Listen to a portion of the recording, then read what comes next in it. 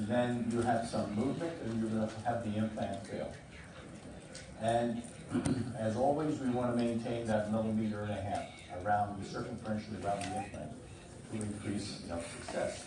So how do we want to handle this? Well, you do an atraumatic extraction. You perform a full thickness flap with the scalpel going intrasulcular. Elevate the flap. Remove the tooth. Carefully elevate it and the root. When the tooth is out, then you want to go back to that sharp curette and curette that lamina dura. Make sure all of that material is done, and you want to make sure that you have bleeding within the socket. Now you want to place a graft material, a wet graft material. Do not overfill or slightly overfill the socket area. Do not overpack it. Do not make this nice and tight. Very important, because we want to prevent fibrovascular invasion into our graft. So I am going to place a membrane over the graft. I like to have probably a non-resorbable membrane, something that is going to be occluded so the cells and the tissue and the fluids are not going to get back into the graft. Do not place that membrane closer than, say, 1 or 2 millimeters from the adjacent tooth, because if you're close to the tooth, then that forms like an area that, almost like a wick, and fluids are going to come into that membrane underneath. So, make the membrane, and then let that heal. Make sure there's no curvatures, in there. Make sure that it's stable, has no wrinkles, within there. And I like using a non-permeable membrane, something like cytoplast, over a socket area, because you're not going to be able to get primary closure, and I want to occlude all of that tissue fibrovascular invasion coming into the graft. After healing for about 2 weeks, 3 weeks with that non-resorbable membrane, occlusive membrane, you can just reach in and just pull the membrane out. Now, what you're going to find once that membrane comes out is you're going to have an area of sort of like granulation tissue, over the area. Leave it alone, it's going to heal, and it'll heal very well. So, you wait for re-epithelialization and maturation of that graft. You're going to take that tissue, adjacent cells. It takes about 14 days. And the bone is going to grow about 1 millimeter per day. It's a very small amount of bone growth that's healing. It takes a little bit of time. Do not rush this process. The full maturation of the bone is about 12 to 18 months. That's when it's going to become mineralized. And that's what's important. So if you're looking at this at the day of the operation, and you have these markers at the socket area, and day 15, you see it's starting to fill in. But you don't see the graft very well because it is not mineralized. 3 months later, you start finding more mineralization, and by 6 months, you're filling up almost the complete graft site. So you can fill almost to the top if you take these precautions and do the procedure the way I'm outlining it here. So the properties of using calcium sulfate is that it is absorbable. You have a material that lights vasculogenesis, and it degrades from the outside in at a rate of approximately 1 millimeter per week. So in about 4 to 5 weeks, a lot of that material is completely gone, but it's replaced by the patient's own bone. So this material is good because it's angiogenic. In other words, blood vessels like to go through it. It can also act as a barrier membrane, and you can use it as a composite graft, which means that you can add other graft material to the area. So this is the graft material that most of the time that I like to use. It's a beta-tricalcium phosphate, about 40%, a resorbable hydroxyapatite, about 60%. So I get the hydroxyapatite as well as the calcium sulfate. And this is really good for all defects. All I have to be concerned about now is the size of the particles. Very simple. In a small graft site, use small particle size. In a larger graft site, use large graft particles, usually no larger than 1 to 2 millimeters. So on one side here in the sinus lift, I did one side with autogenous bone. Autogenous bone is going to resorb more quickly. Remember, most of those cells die before you transplant. On the other side, I use calcium sulfate with hydroxyapatite. And I have a better fill at the socket.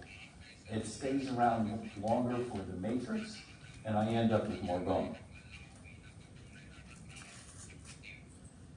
So when we're using a particle like beta-tricalcium phosphate, you mix it with blood, it gets a fibrin clot. Cells invade the graft material, then the matrix gets infiltrated, and slowly it starts degrading because you have the osteocytes that are there that start degrading the material, and then that gets replaced by the patient's own bone. And this process does take a period of time. You cannot rush this. Mother Nature has a certain time frame for healing, and you have to adhere to that. So if I'm using a beta-tricalcium phosphate, I'm probably going to wait in the maxilla maybe 3-4 months. In the mandible, maybe a little bit short. Oops, like that.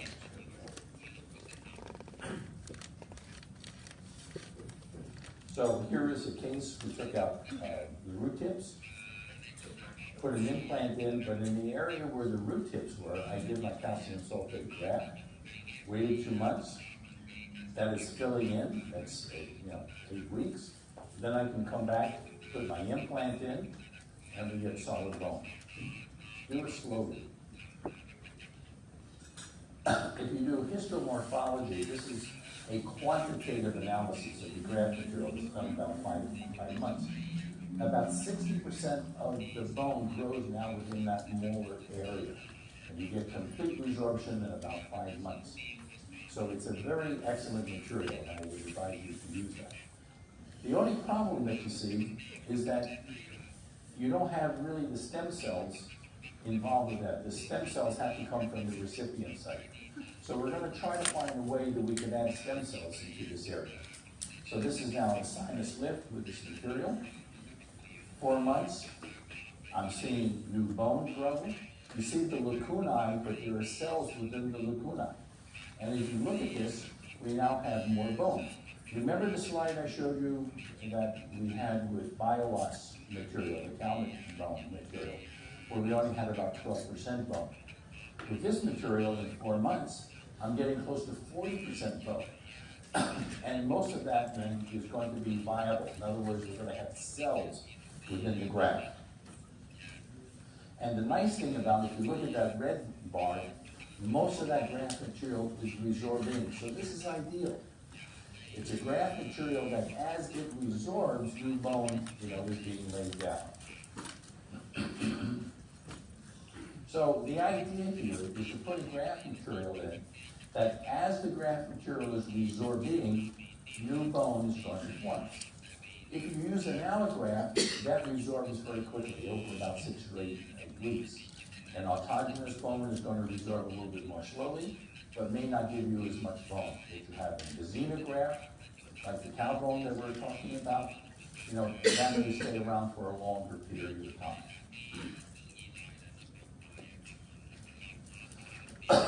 All of this depends on the quality of the recipient site. We mentioned earlier this morning that for the graft material that I do, the same surgeon, same set of hands, but what makes the difference between success and failure is what's there at the recipient site. How much cancellous bone do I have in regards to cortical bone? Now, in this case, you took out a tooth, and you see the whole buccal plate is gone. And I want to preserve that and allow it to heal before placing an implant. So I can clean out everything, degrade, degranulate the area, and then without laying it flat, I'll take my graft material, the calcium sulfate, because it acts as a barrier membrane also, place it into the socket.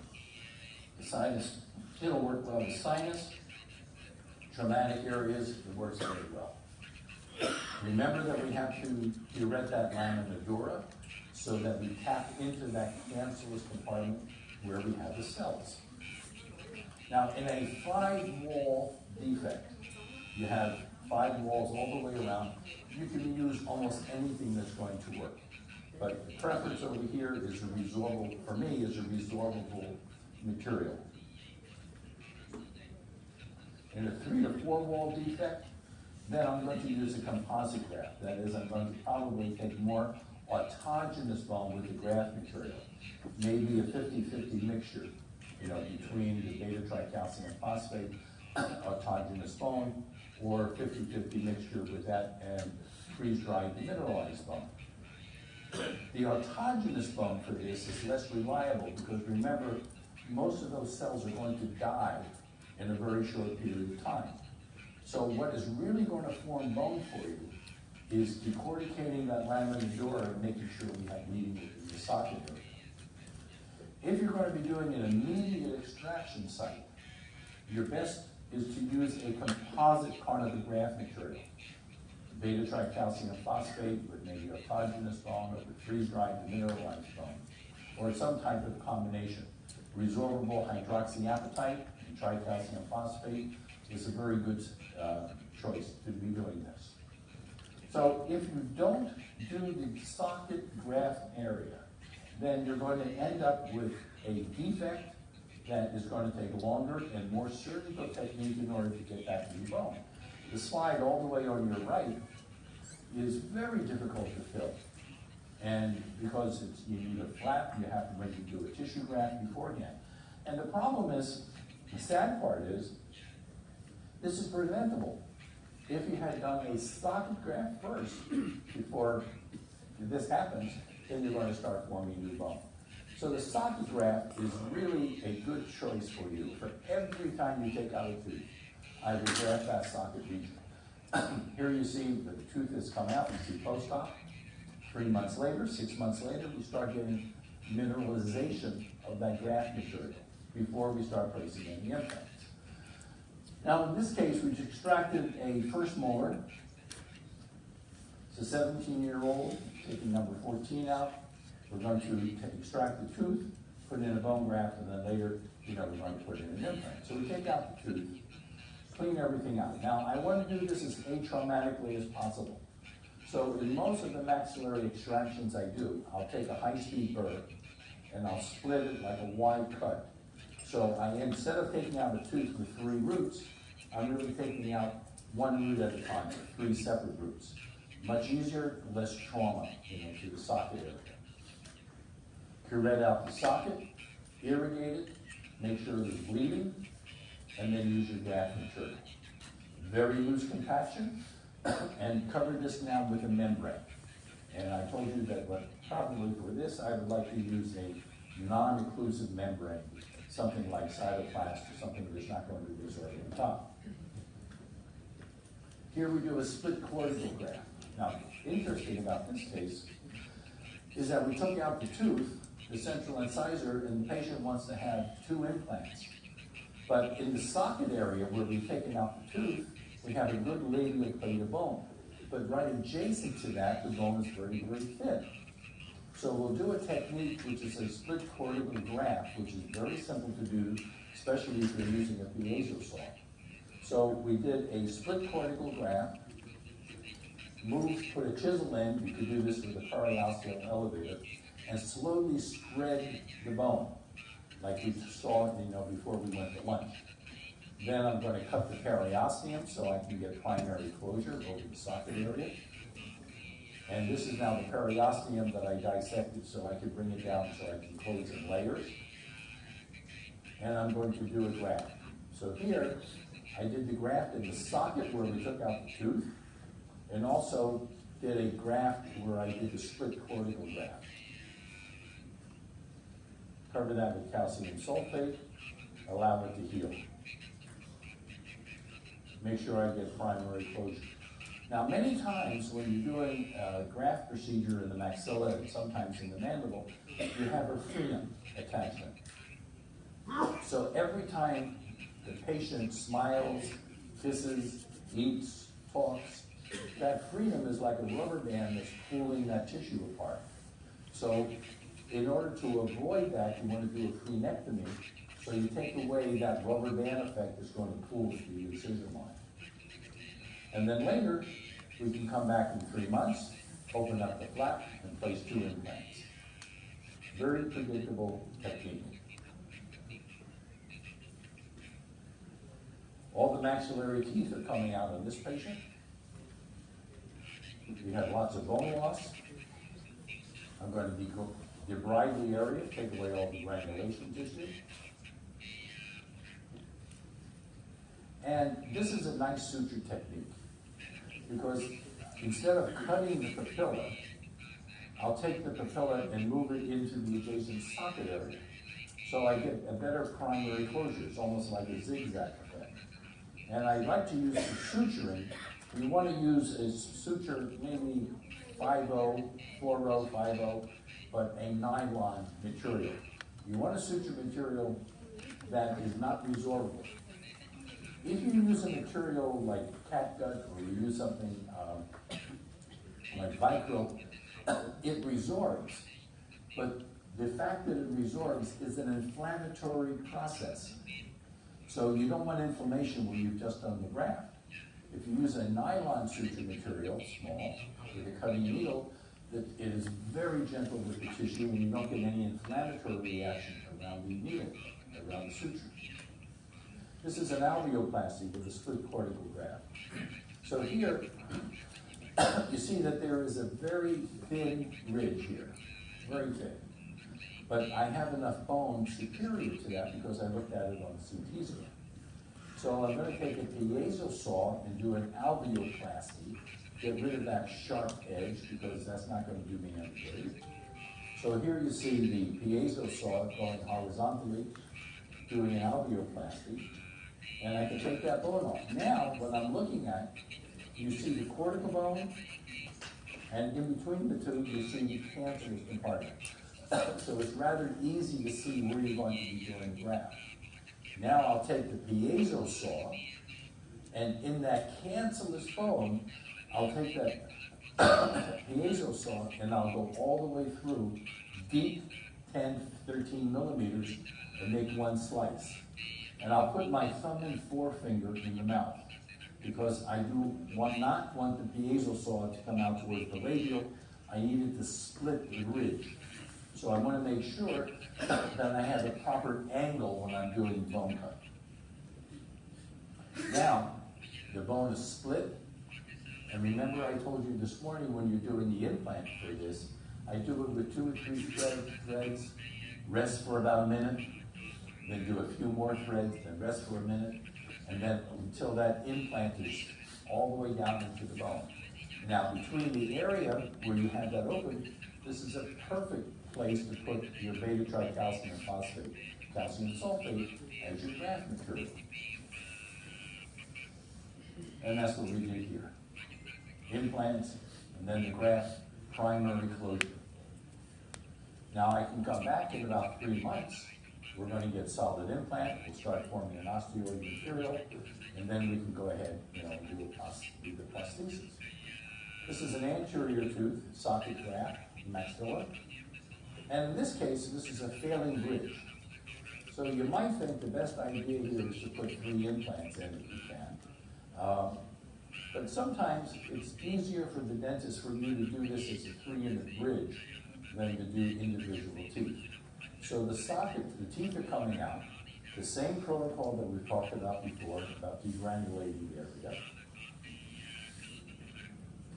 Do the implant, put in the parallel pins, but remember, you want to make the implant more towards the palatal.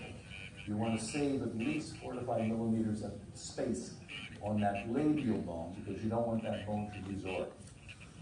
Now, the implants are going to go into the socket areas on either side. We grafted first, and then put a graft also in the socket in between. The reason for doing the socket graft between the 2 implants is to preserve the bone. If I didn't do that, that bone's going to resorb. Let that heal. Temporary appliance, and the patient comes back and now can have a fixed teeth. This is an extraction of a lateral incisor with immediate implant. So here is a broken tooth You can use a piezo saw to take this out as atraumatically as possible. And because it's broken, if I use a drill in order to make a drill around the tooth, I'm taking away bone. For this, I like to use the piezo because I can put that piezo right down through the periodontal ligament, and as it is working, it is loosening the tooth. I can take the tooth out as atraumatically as possible, and now I have enough space in order to do the graft, and I preserve the labial plated bone. This is now grafted, and at the same time put the implant in, making sure that you have a lot of the implant in good bone, not just a grafted bone. It has to be stabilized, in the patient's own bone. Torque that down, graft on top, and bring the flap back and suture. Very, very predictable. This is something you're going to do tomorrow when you go back to your office. Well, tomorrow's Sunday. Monday when you go back to your office. This is a split cortical graft with immediate implants that are being placed. So we've done this, do the implant drilling procedure. Here we see we're using not a trephine drill, but we're using an instrument that's going to take away the bone, but it's not going to give us, the thread design in that cancerous bone. Grafted, nothing could be simpler, and then I'm putting in my neobiotech implant. It is a very predictable procedure, so there is no reason why you should not be grafting these cases all the time. Now, because I use a torque wrench, and my torque wrench is down to about 30 to 40 Newton centimeters, I can put a healing abutment on at the same time, because the implant is stable within the bone. If it was not stable, and my torque wrench only went 10 to 20, then I'm going to put a cap screw in, wait for about 3 months, and then go back and put this on.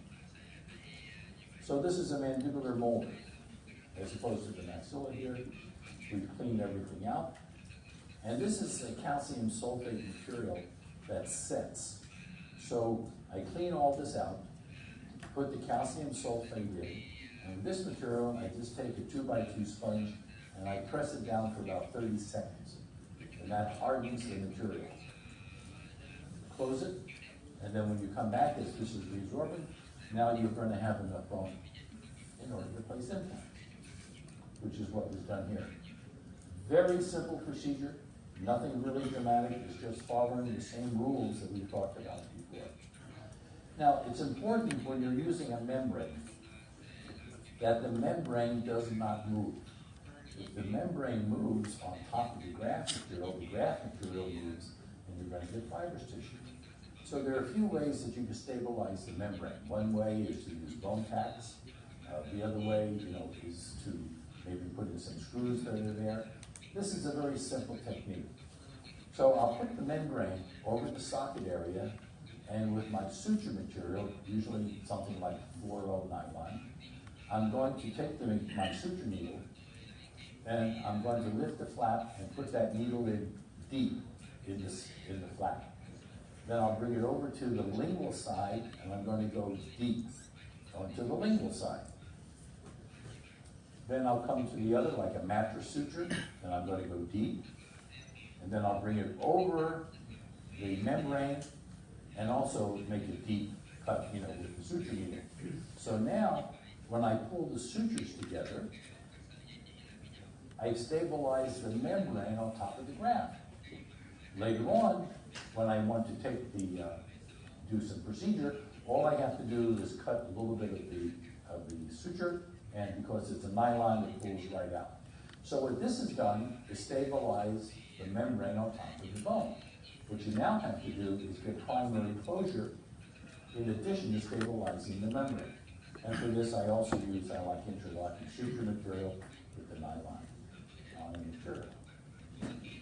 Second bicuspid socket graft. This is a larger defect. So I'm missing a buccal wall that's here. So I'm not dealing with a 5-wall defect. It's probably a 3-wall defect. Graft it, close it, let it heal. Don't be so anxious to put the implant in at the same time. let it heal. This is 3 months healing. Took a core biopsy, spaghetti bone, and now I can put my implant in. Bicuspid and molar, this is a large socket defect. But I have labial bone and I have buccal bone, and labial and lingual bone.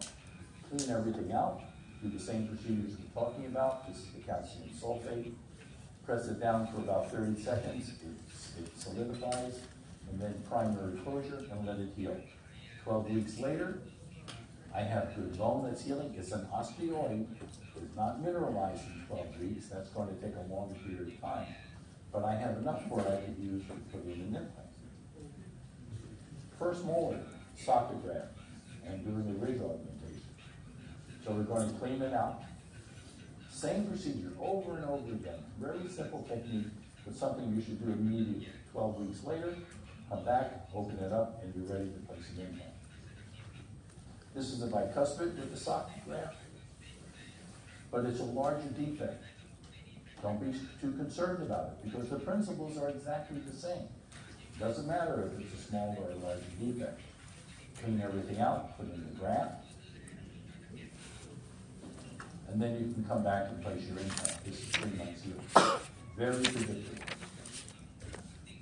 And I think we have one more I want to show you. Bicuspid. 5 months later, putting in the implant. Okay, so in this case, we had a lot of infected tissue around where the teeth were. I don't want that tissue in where I'm going to be doing my graft. So I'll flap the area, and I'm going to do an alveoplasty with my piezo saw. So now I have taken away that irregular margin that's on the crest. The bone is very thin, the tissues are infected, and I'm down to nice, healthy, bleeding bone. And you can see the cancellous compartment between the lingual and the labial plates. So that gives me an ideal place in order to where to put my implant. Implants are going in good, healthy, solid bone. Suture. This is full mouth extraction. Same procedure, clean everything out. I like using the piezo saw. You can see how that makes a very nice cut when you're doing an alveoplasty. It's very atraumatic, much easier than when I used to do this with the drill. So the piezo saw is going to cut that bone all the way through. And the nice thing about the piezo is that it does not cut soft tissue. So I can run the piezo saw over my finger, and it's not going to cut. It will only cut the hard tissue for this, so it's very gentle. Take away all that diseased bone, because I don't want that as part of my graft. And again, what I'm looking at is cancellous bone, and I have cortical bone both on the labial and both on the lingual. Gives me a great place where I want to place my implants, because the implants are now within that cancellous compartment. I covered this with a CGF membrane, concentrated growth factor, membrane, and then suture. So you see, there's nothing really spectacular. It takes a lot of surgical skill for doing this. It's only following the directions and the protocol and the basic steps that we need to do. So we talked about the idea that we would like to have cells in the region. So how do we get cells into this area, especially stem cells that are going to turn into osteoblasts? Well, the stem cells are self-renewal. They're anti-aging, they're angiogenic, they differentiate, and they're excellent for cell division. The good news is that at birth, we have about 1 stem cell for every 10,000 cells in the body. In your teenage years, you maybe have 1 cell for every 100,000. When you get up to be about 40 years of age, you have 1 stem cell for every 400,000. When you get to be my age, you have 1 stem cell for about 2 million structural cells. And that's what gives us our aging. So stem cells, if we are able to place this, is going to be anti-aging as well as giving us a good bone graft. So back in 2005, I did a procedure and wrote the paper on using stem cells from the bone marrow. Remember I told you before lunch that the large flat bones of the body are the generators for these stem cells. the iliac crest, the sternum, or sometimes the cranium. And this has been used for a long time. So if I have a stem cell, that stem cell then, as we saw before, will differentiate into a mesenchymal cell. It will have a daughter cell that really divides. So one stem cell goes 2, and then 4, 8, 16, 32, and you get more cells. Now, the nice thing about these stem cells is not only do we get a mesenchymal stem cell, but what we're getting is a hematopoietic cell. So since 2005, once I'm doing this technique, I have not taken the patient's own bone. I've taken the stem cells from the anterior iliac crest. And the reason how we do this is that I take a longer needle and we do